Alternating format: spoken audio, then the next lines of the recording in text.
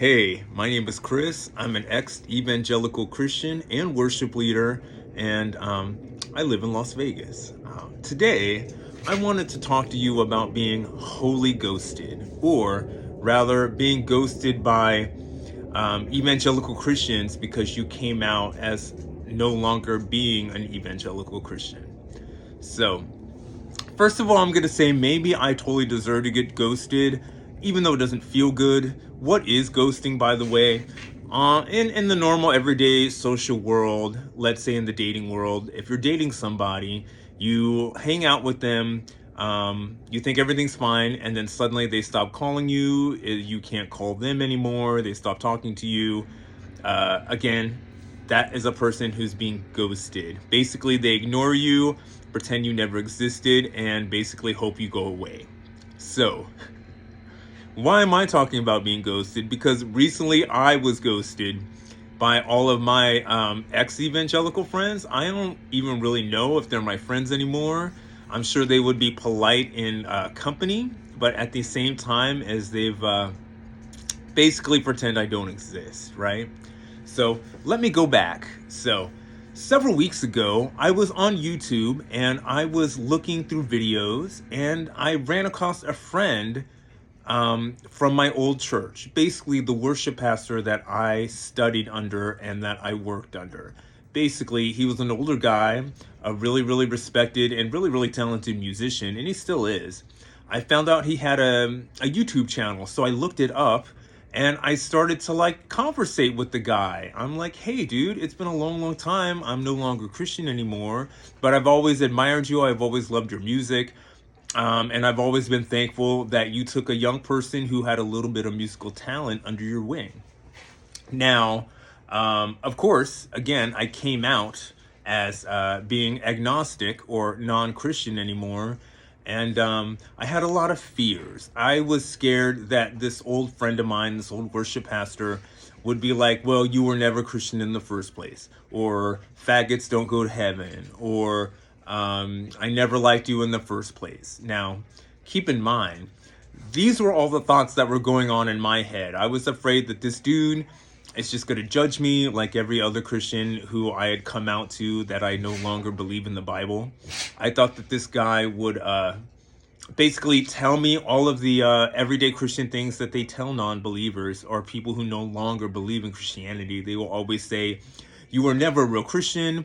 I never liked you. Something, something, something to that effect, right? So basically, I subscribed to the dude's YouTube channel. Again, he's a really, really good music teacher. He was a great leader in music and as far as directing music. So I had really admired this person a lot. And I really put myself out there, kind of scared, kind of had a phobia that dude would be a total jerk to me and that it would really affect me. And the funny thing is, this is like 25, almost 30 years later than when I first met this person. And I honestly, even in my adult life, still feel trepidation if this person hates me or doesn't like me or thinks less of me because I am no longer in their religion. Which is so ridiculously funny because as a grown person and as someone who is no longer a person of faith, I shouldn't be it shouldn't faze me whatsoever. It should be just another day. But again, it was not. So I messaged the dude.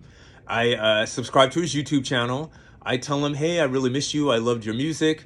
I hope your wife is doing okay. I'm glad that you guys got through COVID. And no response. And again, I'm a little phobic, and I always wondered, wait a second, maybe I said the wrong thing. Maybe he got divorced, and I mentioned his wife, because his wife also is a musician, and she was a choir director. She has a voice like an angel. So I was like, hey, I always loved your music. I hope your wife is doing okay. Miss you guys. You're really talented. Again, no response from this dude. And again, we have different political views, definitely different religious views nowadays. But again, totally ghosted, no response. So after I was ghosted, I kind of thought, well, maybe I said something wrong. Maybe I had mentioned his wife. Maybe he got divorced. You never know. Or maybe maybe he's no longer with his wife, as in she's no longer with us. Maybe she passed away. Haven't a clue. But again, I'm the king of putting my foot in my mouth. So I was worried that maybe I pissed this person off. Again, totally ghosted, nothing. All of my replies on his YouTube channel, like, hey, dude, that's a really awesome sequencer on your YouTube channel. I had no idea you were into vintage gear. Again, nothing. Totally ghosted. Now, number one, I'm not saying that I don't deserve to get ghosted, and I'm not saying that this person doesn't have a right to ghost anybody he doesn't want to talk to. That's totally okay. Am I going to say that I respect this dude as much as I used to? Maybe a little less. Am I going to say that I'm hurt? Yeah, I am kind of hurt. But honestly, I'm hurt like any other human being would be hurt, as if they were ignored or made to feel less than. But again, this worship leader was one of those Christians who was very opinionated when I was a young person. They used to always use jokes and humor in order to lighten up a situation, whether or not those jokes or that humor was appropriate in the situation. So it was always very hard to take this guy seriously, or to really know what was going on inside of his head, because he was always joking, right? So again, being ghosted by the dude kind of hit me to the heart. And thinking about it now, again, totally okay to be ghosted by a Christian, because at the very end of the day, I think it's the whole idea that, like, you're either with us or you're against us. And I think that's where this dude may be coming from. That even though we were friends in the past, we're never going to be friends again because you don't believe in my God. Now, that is, I can't tell you how arrogant that is and how ridiculous that sounds when you say it out loud, but that may or may not be the case. So I can tell you that maybe I deserve this treatment, because several months ago, I ran into Christian friends that I went to church with several years ago, like 30 years ago, and their sister had died in questionable circumstances.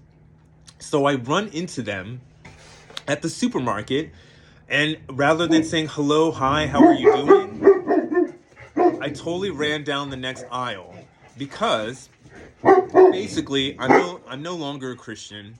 I didn't want to make them feel sad by saying, hey, I know we used to be good friends in Christian church, and I know that we used to have the same faith, but I no longer have that faith anymore, and I don't believe in the biblical God.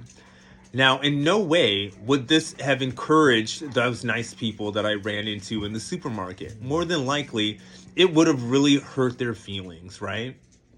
And at the end of the day, even though I don't believe in Christianity anymore, I don't want to steal away people's happiness and joy and their faith from them. It is up to the individual to believe in whatever they want to believe, and I support that. I'm a military brat. I support the Constitution. I support people believing in any crazy religion they want to believe in, honestly. And I've participated in several different religious rituals, ranging from the Zen Buddhism to paganism to Christianity, and everything in between and beyond. And the thing that I have found in all of these traditions and all of these rituals is that the magic of coming together is what is happening to these people, right? When human beings come together in concert, that is when fellowship and miracles and spiritual things happen, or people perceive them to be magical or spiritual or special. But I would challenge you to say that even though people feel they're having authentic religious experiences, mostly those religious experiences are dependent upon belief and belief systems. So a Christian isn't going to run into Krishna in some vision or in a dream, and a Hindu isn't going to run into Jesus or have a vision of a Christian angel. It just doesn't work that way. Pretty much whatever psychological or spiritual encounter you may have, it's always going to be a reflection of your particular religious belief. So, again, maybe I deserve to get ghosted, but the deal is I made the video not just because of the worship pastor who is no longer talking to me. The rest of my Christian friends, the rest of my Christian friends from years ago, they no longer speak to me. And I get that. I understand. Sometimes you just aren't the same friends with people you were with years ago. Totally understandable. Sometimes you are not the same person you were years ago. So there would be really no reason to get back into contact with that kind of person from your past. Totally understandable. But when you could treat people so nonchalantly and write them off like that and still walk around and be a pious, saintly Christian, I just don't buy it. And there's a lot of things about Christianity I just don't buy. And as well as if you so easily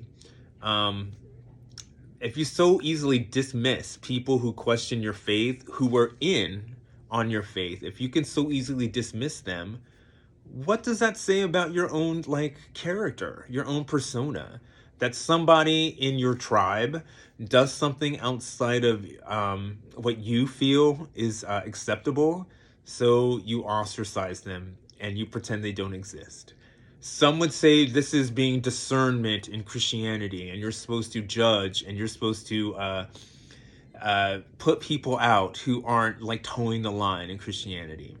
But at the end of the day, it almost sounds like you're terribly desperate in order to conserve whatever little faith that you may have yourself. It almost sounds like, oh my goodness, this person had honest questions about Christianity and couldn't find the answers to them, and sure as hell couldn't find the answers in their peers, their Christian peers.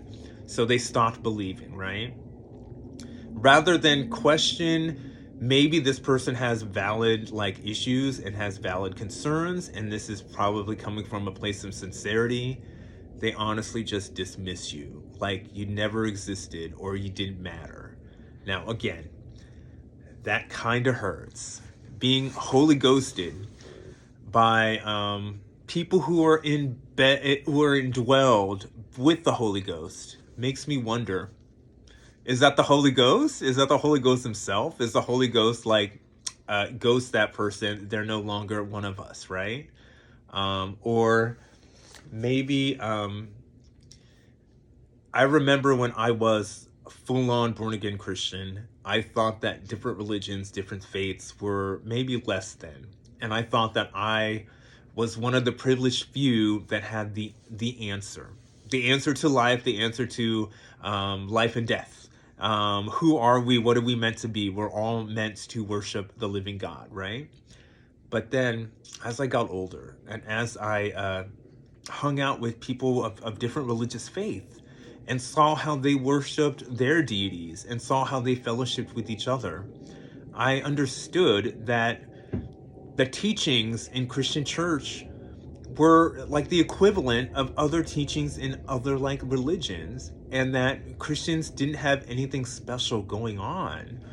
If anything, Christians don't offer more hope for human beings when it comes to life and death. If anything, Christians offer more limitations. They don't let you be free and encourage free thinking or education or science or psychology. They don't want you to be an individual. They want you to be part of the group think. They want you to be a clone. Now, are you supposed to be a Jesus clone like they say we're supposed to be? Are we all supposed to live the lifestyle that was set apart by Jesus in the Gospels? They will say that on the surface, but at the end of the day, there are studies that show that most evangelical Christians nowadays believe that the teachings of Jesus are too woke. That looking after your brother who has less than you is too woke.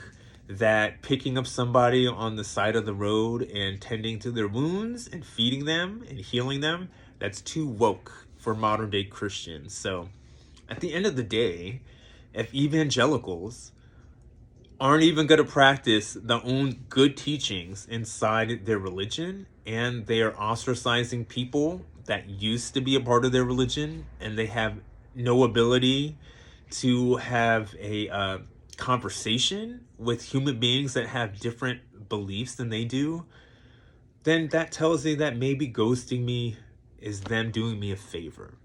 That maybe having a little bit of like hero worship for somebody who had taught me music years ago and that had seen that I had talent years ago and encouraged that talent, maybe I gave that person, just like all hero worship, way too much credit than they were due, right? Maybe this dude is just a guy who strums on guitar, really, really great at music, not the best personality in the world. And again, maybe they did me a favor.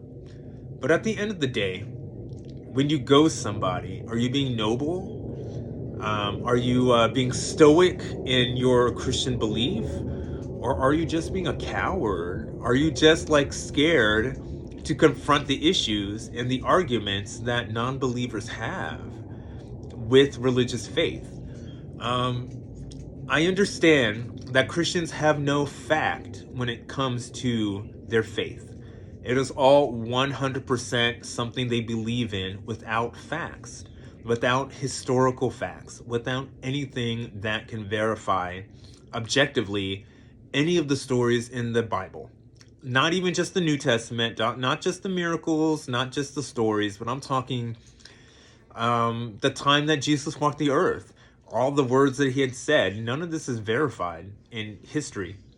Honestly, the death and the birth of the man has never been verified. I'm not a mythicist. I am one of those people who happens to believe there was probably a historical Jesus, probably an apocalyptic teacher that was crucified by the Romans and was remembered by followers several generations back. But as far as the religious miracles part and that part of the narrative coming back to life, I really can't jump on board that anymore. And I do live in a world of science. I do live in a world of facts. And the deal is all the facts that Christians tend to bring up just don't happen to exist in the real world that we all exist in. Again, ghosted by your Christian friends. I did a video several months back where I sang Michael W. Smith's song Friends. And it's all about, if you're Christian and you knew each other from church and you all had the same faith, you will be friends forever. Not just like in the past, not in the present, but hey, in the future, when you all go to heaven, we'll all be in heaven together. I've learned that once you leave the faith, you are no longer friends forever. You're pretty much the enemy. And honestly, it's the kind of enemy that you don't even speak to. It's the kind of enemy that you speak through or about, but not to. Again, I'm a little hurt, a little bit of emotions, but at the same time, as I get it, I understand.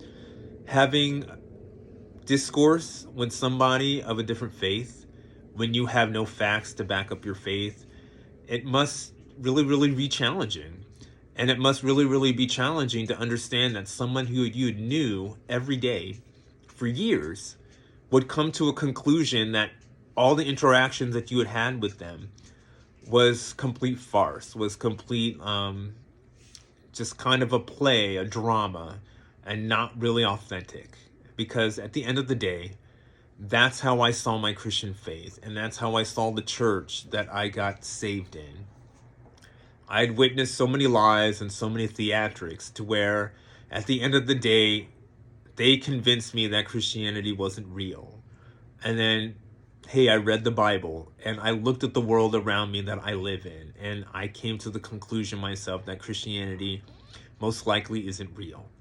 That it's just another religion with big promises and not a lot to deliver in real life.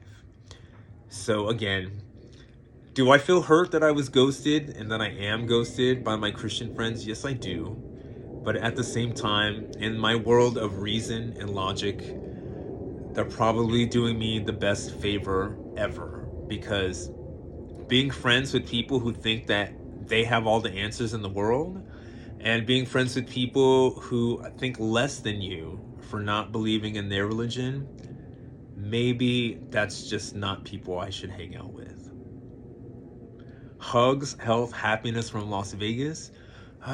Stay strong, stay healthy, both inside and out.